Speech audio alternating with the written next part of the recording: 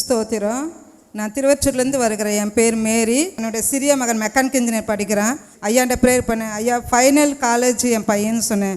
ஐயா கேம்பஸில் செலக்ட் ஆவான் அப்படின்னு சொன்னார். அதே போல் வீட்டானுக்கிற கார்பன் கம்பெனியில் அவன் வேலை செய்கிறான். அவனு ஆசிரியத்துக்காக கர்த்தருக்கு கொடி சேர்த்துறேன். Praise the Lord. என் பேர் தினேஷ், சென்னையிலேருந்து வரேன். நான் ஒரு பாஸ்ட் 4 இயர்ஸாக கவர்மெண்ட் ஜாபுக்காக ட்ரை பண்ணிகிட்டு இருந்தேன். நிறைய எக்ஸாம் எழுதுவேன், ஆனால் எதுலேயுமே கிளிக் ஆகாது. அப்புறம் அங்கிள் கிட்ட வந்து ஒரு நாள் ப்ரேயர் பண்ணேன். அப்போ சொன்னாங்க, ஆண்டவர் வந்து உன் பேரில் ஒரு கவர்மெண்ட் ஜாபுக்கான அப்பாயின்மெண்ட் ஆர்டர் எடுத்து வச்சிட்டாரு, நீ ட்ரை பண்ணதை விடாத, உன் ஃபுல் எஃபோர்ட் போட்டு ட்ரை பண்ண அப்படின்னாங்க. நான் அதே மாதிரி அதுக்கப்புறம் போயிட்டு ஒரு ரயில்வே எக்ஸாம் எழுதினேன். அதில் 3 ஸ்டேஜ் இருந்துச்சு. 3 கிளியர் பண்ணி எனக்கு வேலைக்கான கன்ஃபர்மேஷன் கிடச்சிது.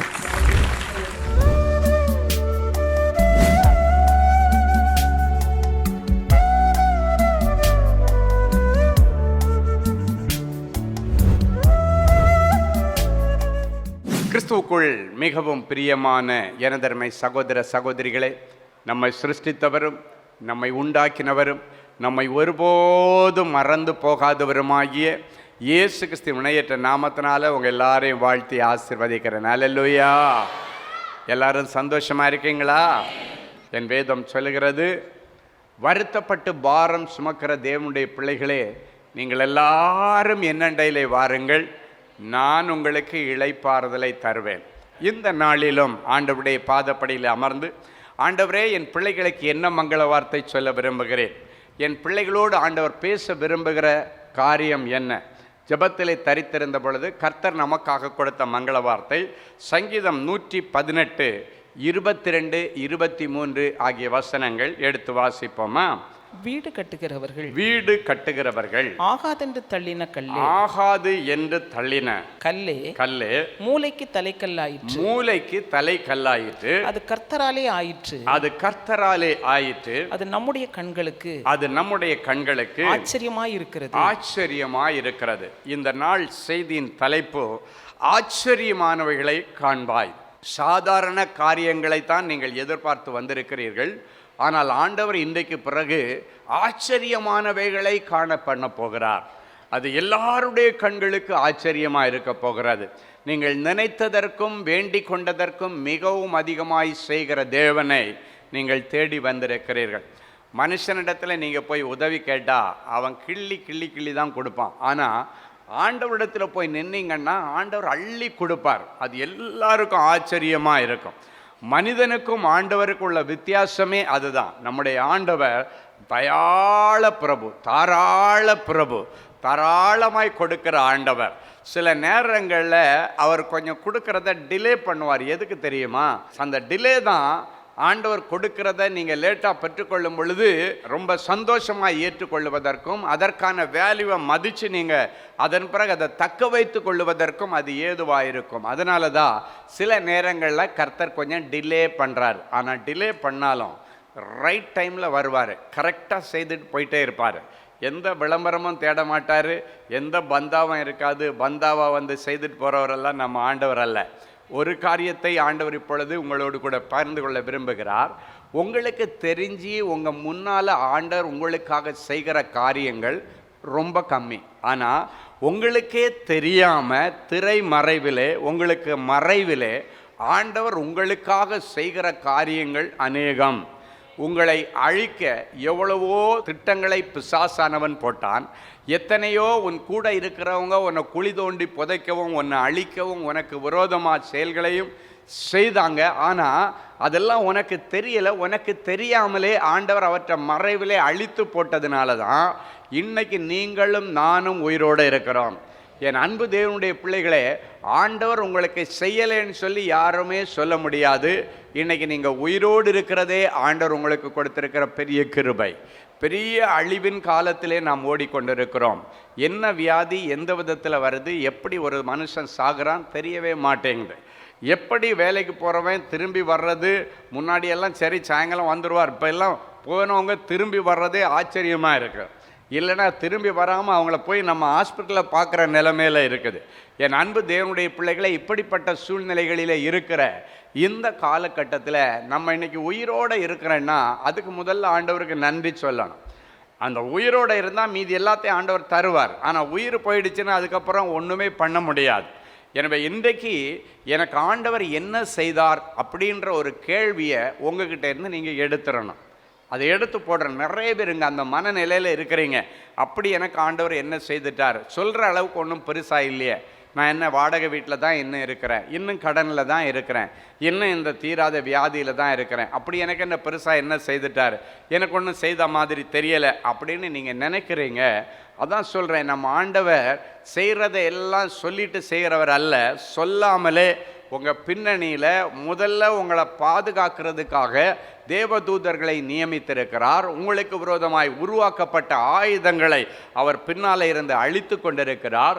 யோபு சொல்லுகிறான், கர்த்தருடைய இரகசிய செயல் என் கூடாரத்தின் மீது இருந்தது, அப்பொழுது சர்வ வல்லவர் என்னோடு கூட இருந்தார் என்று சொல்லுகிறான்.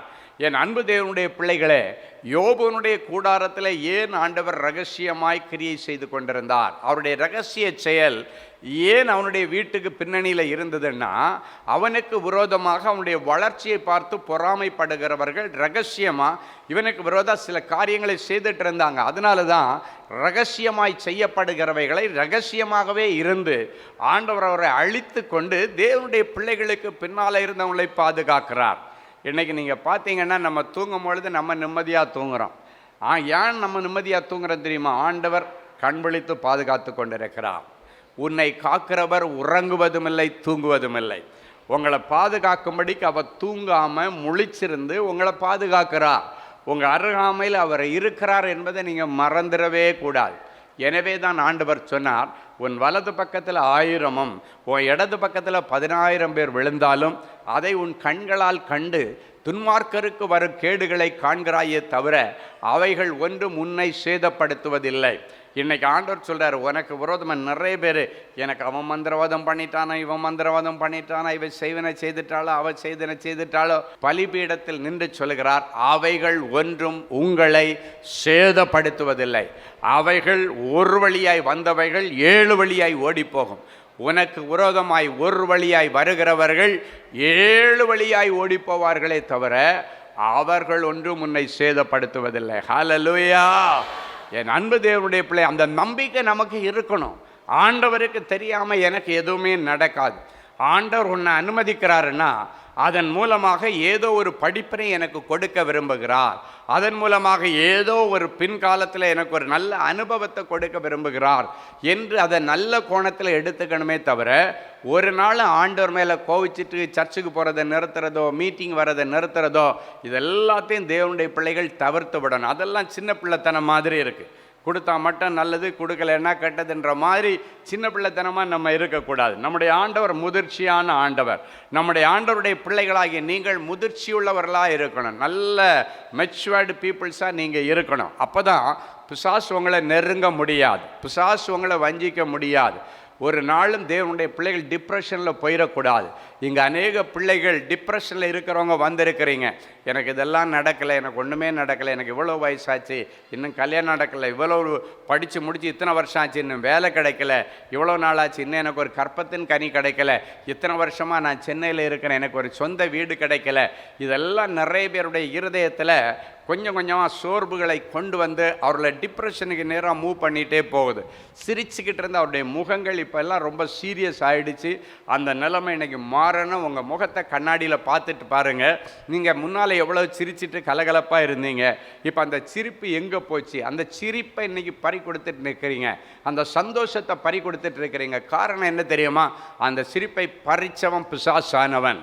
ஒவ்வொரு சின்ன சின்ன காரியங்களை பெருசாக்கி உங்களுக்கு முன்னால் கொண்டு வந்து இது உனக்கு நடக்காது, இது உனக்கு கிடைக்காது அப்படின்னெல்லாம் உங்களை வேதனைப்படுத்தி உங்கள் மனசில் அவிசுவாசத்தை திணிக்கிறத நிமித்தம் நிறைய பிள்ளைகளுடைய முகத்தில் இருந்த அந்த கலையும் சிரிப்பும் சந்தோஷமும் எல்லாம் மறைஞ்சு போச்சு. இன்றைக்கி மறுபடியும் தேவனுடைய பிள்ளைகள் சிரிச்சுக்கிட்டே வீட்டுக்கு போனோம். ஹல்லேலூயா!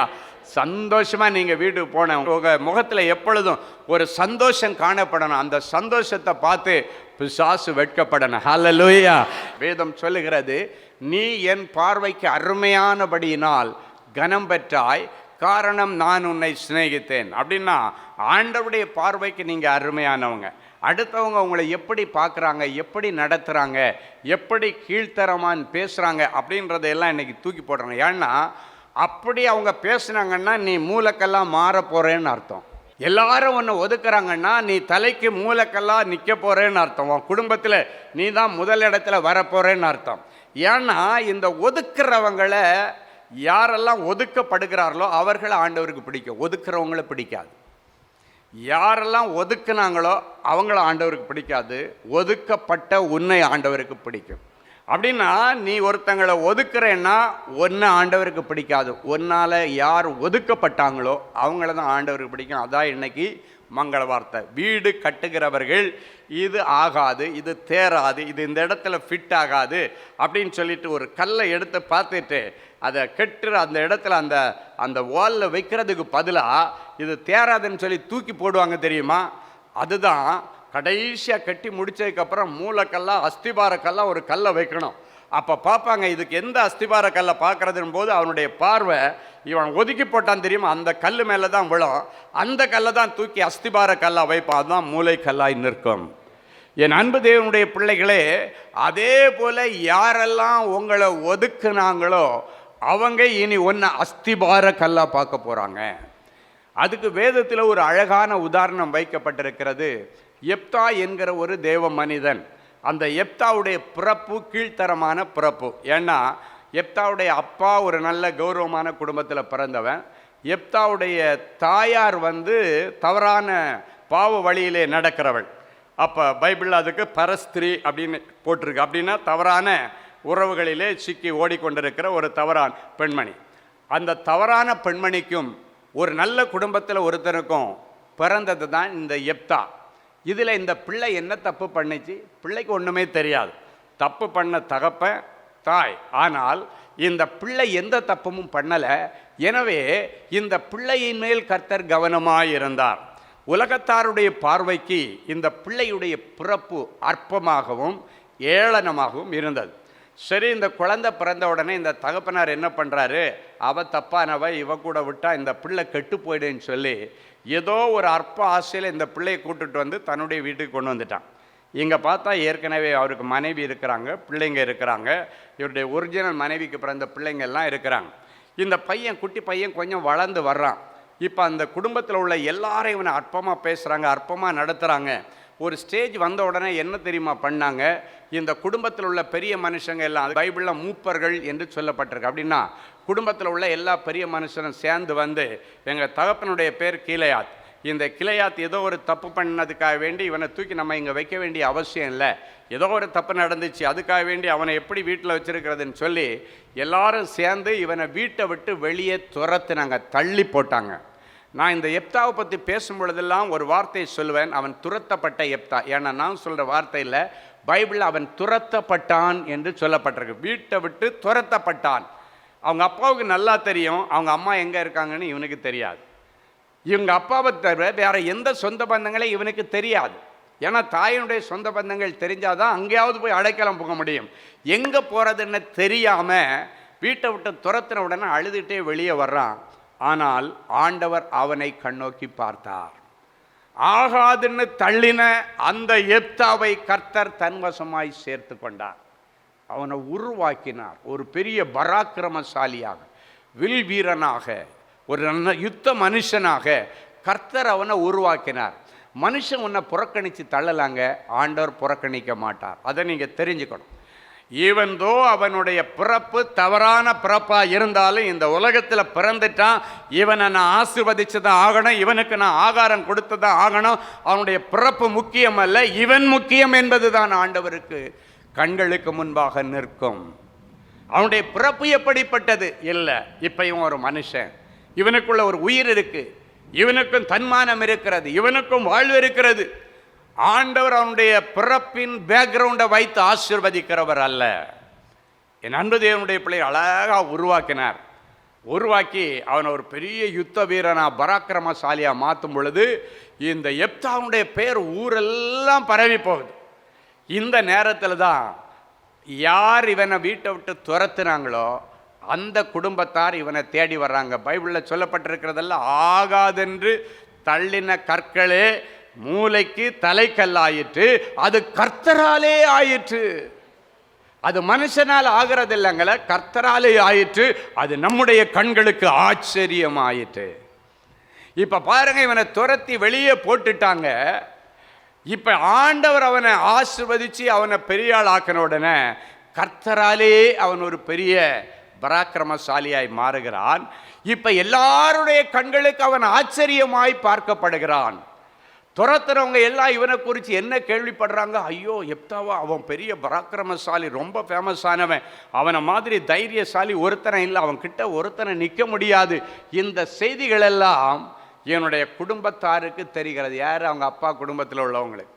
இப்போ நம்ம ஆண்டவர் மூலக்கெல்லாம் மாற்றும் பொழுது சில காரியங்களை ரகசியமாக பின்னால் செய்வார். நான் அதான் சொன்னேன், நம்ம ஆண்டவர் ரகசியமாய் கிரியை செய்கிறவர்.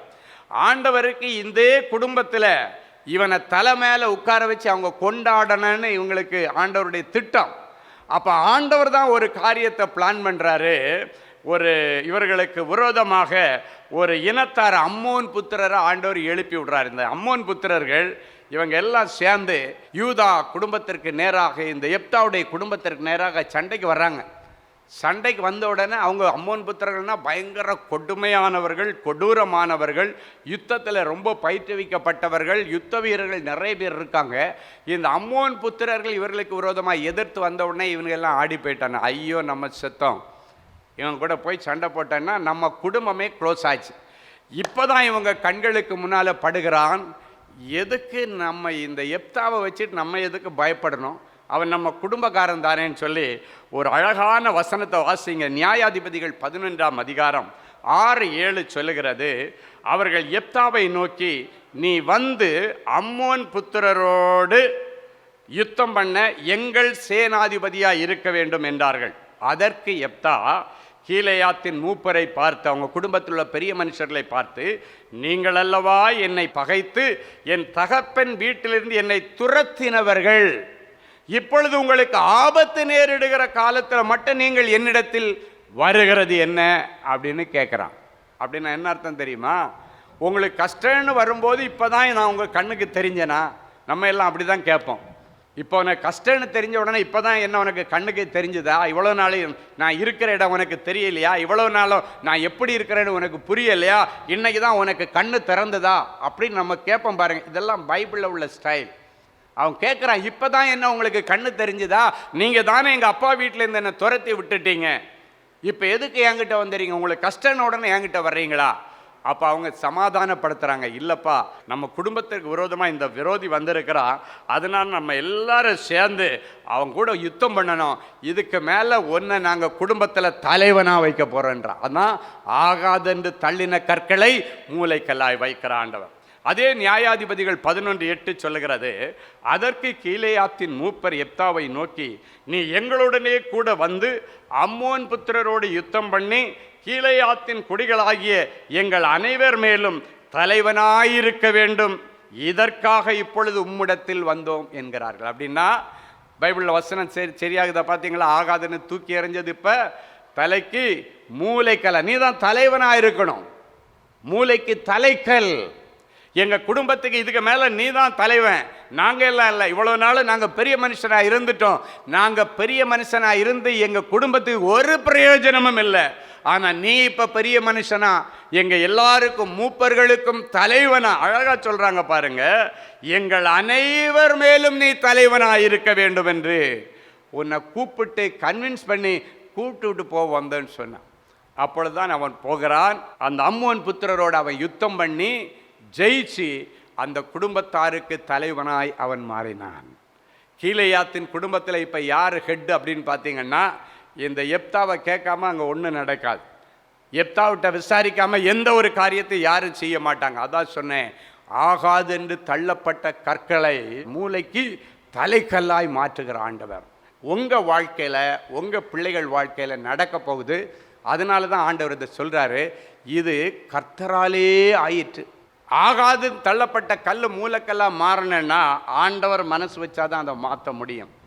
ஆண்டவர் அப்படிப்பட்ட பிள்ளைகளை கண்ணோக்கி பார்த்து இன்னைக்கு உயர்த்தி அவர்களை பூமியின் உயர்ந்த ஸ்தானத்தில் ஏறி வர பண்ணி யாக்கோபின் சுதந்திரங்களினால் அவர்களை அலங்காரம் பண்ணி அழகு பார்த்து வருகிற நாட்களில் அவர்களை எல்லாரும் போற்றவும் அவர்களுக்கு மரியாதை கொடுக்கவும் யாரெல்லாம் அற்பமாக நினைச்சாங்களோ அவங்க எல்லாம் முன்னால் வந்து மண்டியிட்டு கும்பிட்டு நிற்க கர்த்தர் உதவி செய்வார். இது கர்த்தராலே ஆயிற்று. அது எல்லாருடைய கண்களுக்கு ஆச்சரியமாயிற்று.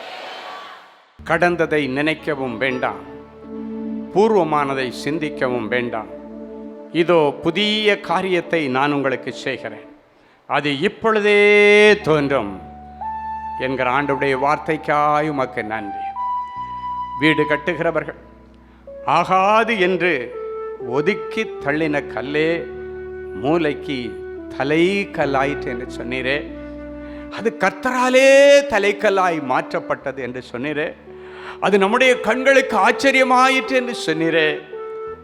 இந்த வசனத்தின்படி, இந்த மங்கள வார்த்தையின்படி இங்க இருக்கிற அநேக பிள்ளைகள் வேலை செய்கிற இடத்துல எல்லாராலும் ஒதுக்கப்பட்ட நிலைமையில், வியாபாரம் செய்கிற இடத்துல எல்லாரும் ஓரங்கட்டப்பட்ட நிலைமையில், ஊழியம் செய்கிற இடத்துல எல்லாராலும் ஒதுக்கப்பட்ட நிலைமையில், குடும்பத்தில் ஆகாதுன்னு தள்ளி வைக்கப்பட்ட நிலைமையில் என் பிள்ளைங்க வந்திருக்கலாம்ப்பா. அந்த பிள்ளைகளை கர்த்தர் கண்ணோக்கி பார்த்து அதே குடும்பத்தில் எப்படி எப்தாவை மூளைக்கல்லாய் தூக்கி நிறுத்தினீரோ, தலைக்கு மூளைக்கல்லாய் நிறுத்தினீரோ, ஆண்டவரே என் பிள்ளைகளுக்கும் அப்படிப்பட்ட ஒரு விசேஷித்த கிருபையை நீர் தாரும். எப்தாவுக்கு ஆதரவு கொடுத்த தேவனே, மனுஷர்கள் எல்லாம் எதிர்த்து நிற்கும் பொழுது, குடும்பத்தாரெல்லாம் அவனை தூக்கி வீசும் பொழுது, நான் இருக்கிற மகனேன்னு சொல்லி அவனை உம்முடைய வசமாய் சேர்த்து கொண்டு அவனை ஒரு மனுஷனாக்கி ஆளாக்கி ஒதுக்கின அந்த ஜனங்களுக்கு முன்பாக பெயரோடு புகழோடு நிறுத்தினீங்களே ஆண்டவரே. அதே ஆண்டவர் இன்றைக்கு உயிரோடு இருக்கிறேன். அதே நிலைமையில் இங்க அநேக பிள்ளைகள் கண்ணீரோடு இருக்கிறாங்க. அவர்களை கர்த்தர் இன்றைக்கு உம்முடைய மார்பிலே சேர்த்து கொண்டு, உன்னை நான் உருவாக்குவோம் மகனே, உன்னை நான் பெரிய ஜாதி ஆக்குவேன், உன்னை சாதனையாளரா மாற்றுவேன் சொல்லி ஆண்டவரே எப்தாவுக்கு ஆதரவு கொடுத்த ஆண்டவர் என் பிள்ளைகளுக்கும் ஆதரவை கொடுத்து, எந்த குடும்பத்தார் ஒதுக்கினார்களோ அதே குடும்பத்தார் மத்தியில் என் பிள்ளைகளுடைய பெயரை நீர் பெருமைப்படுத்த, ஆச்சரியமான ஆலோசனைகளை கொடுக்கிற தெய்வமே, தன்னுடைய ஆலோசனையில விழுந்து போய் நஷ்டத்திலும் அவமானத்திலும் கடல்ல சிக்கி இருக்கிற பிள்ளைகளை ஒரு விஷயம் கண்ணோக்கி பாருங்க ஆண்டவர். நேற்றைக்கு வரைக்கும் ஒருவேளை உங்க சொல் பேச்சு கேட்காம இருந்திருக்கலாம், பெற்றோருடைய பேச்சு கேட்காம இருந்திருக்கலாம். அதனால இன்னைக்கு எல்லாவற்றையும் இழந்து தெருவில் நிற்கிற நிலைமையில என் பிள்ளைங்க இருக்கலாம்ப்பா. இன்றைக்கு என் பிள்ளைகளை நீர் மன்னியும். என் பிள்ளைகளுக்கு இன்றைக்கு பிறகு நீர் நல்ல ஆலோசனை கர்த்தராயிரும். இவர்கள் செய்ய வேண்டிய காரியங்களை இவர்களுக்கு நீர் சொல்லிக் கொடு ஆண்டவர். உன்மேல் என் கண்ணை வைத்து உனக்கு ஆலோசனை சொல்லுவேன். உனக்கு பிரயோஜனமாயிருக்கிறதை நான் உனக்கு போதித்து நீ நடக்க வேண்டிய வழியிலே உன்னை நடத்துகிற உன் தேவனாகிய கர்த்தர் நானே என்று சொன்னீரே. என் பிள்ளைகளுக்கு நீ நல்ல ஆலோசனை கர்த்தராயிருந்து வியாபாரத்தை நடத்த உதவி செய்யுங்க. என் பிள்ளைகளுடைய வேலைக்கு கர்த்தர் உதவி செய்யுங்க. என் பிள்ளைகளுக்கு புதிய வாய்ப்புகள் கிடைக்கட்டும். நல்ல அரசாங்க வேலைகள் பிள்ளைகளுக்கு கிடைக்கட்டும். ஆண்டவரே, நஷ்டமடைந்த தொழில் லாபமாய் மாறுவதாக. ஊழியத்தில் இருக்கிற எல்லா தடைகளும் கட்டுகளும் உடைக்கப்படுவதாக. என் பிள்ளைகளை நீர் நினைத்தருளும் சுவாமி, நினைத்தருளும். இயேசுவின் மூலம் பிதாவே, ஆமேன், ஆமேன்.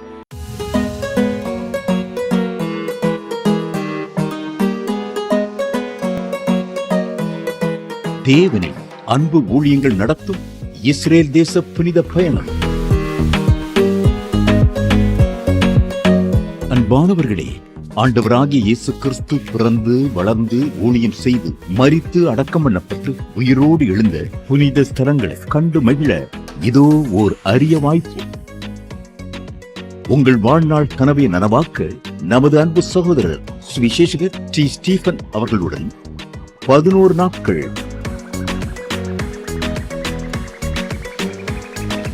எகிப்து,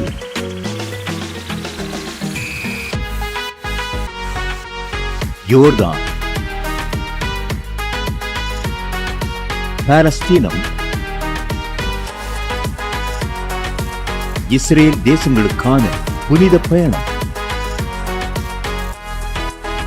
2025 ஆண்டிற்கான இந்த புனித பயணமானது அக்டோபர் மாதம் 14ஆம் தேதி முதல் 24ஆம் தேதி முடிய 11 நாட்கள் நடைபெறுகிறது. இது ஒரு சாதாரண சுற்றுலா அனுபவம் அல்ல. இயேசு கிறிஸ்துவின் பாதங்கள் பதிந்த இடங்களில் உங்களுடைய பாதங்களும் பதியும்படிக்கு அவருடைய கரங்களை பிடித்து நடக்கிற ஓர் உன்னத அனுபவம். மேலும் விவரங்களுக்கு தொடர்பு கொள்ள செல்போன் எண்கள் 7299 மற்றும் 9841437999. Email exodusholytours@gmail.com. Website www.exodusholytours.com. அமெரிக்க தேசத்து மக்களுக்கு ஒரு நற்செய்தி. அன்பானவர்களே, நமது அன்பு சகோதரர் சுவிசேஷக டி. ஸ்டீஃபன் அவர்கள் ஆகஸ்ட் மாதம் 8ஆம் தேதி முதல் 31ஆம் தேதி முடிய அமெரிக்க தேசத்தில் உள்ள Georgia, Atlanta, Illinois, Chicago, Colorado, Denver, California, New York, New Jersey, Texas, Houston, Dallas ஆகிய பட்டணங்களில் தேவனுடைய வார்த்தைகளை பிரசங்கிக்க இருக்கிறார்கள். சகோதரரை நேரில் சந்தித்து ஜெபித்து தேவ ஆலோசனை பெற விரும்புகிறவர்கள் தொடர்பு கொள்ள வேண்டிய தொலைபேசி எண்கள் சகோதரர் ஃபெலிக்ஸ் ஜார்ஜ் +1 973 454 9686 மற்றும் தேவனின் அன்பு ஊழியங்கள் 9841 44699. அன்பு தேவனுடைய பிள்ளைகளே, இந்நிகழ்ச்சியின் மூலம் நீங்கள் பெற்றுக்கொண்ட ஆசீர்வாதங்களையும் உங்கள் ஜெப விண்ணப்பங்களையும் அனுப்ப வேண்டிய முகவரி தேவனின் அன்பு ஊழியங்கள், எண் 340B பார் 1A 3B1 Vinayak avenue, OMR road, Okkiyam, Thoraipakkam, Chennai 600097. இது இந்தியன் ஆயில் பெட்ரோல் பங்க் எதிரில் அமைந்துள்ளது மற்றும் காக்னிசன்ட் டெக்னாலஜி சொல்யூஷன்ஸ் அருகிலும் அமைந்துள்ளது. மின்னஞ்சல் prayer@godsloveministries.co.in. எங்களது இணையதளம் www.godsloveministries.co.in. மேலும் 24 மணி நேர ஜெப உதவிக்கு 04454547999 மற்றும் 9941950999 என்ற எண்களுக்கு தொடர்பு கொள்ளுங்கள். கர்த்தர் தாமே உங்களை ஆசீர்வதிப்பாராக.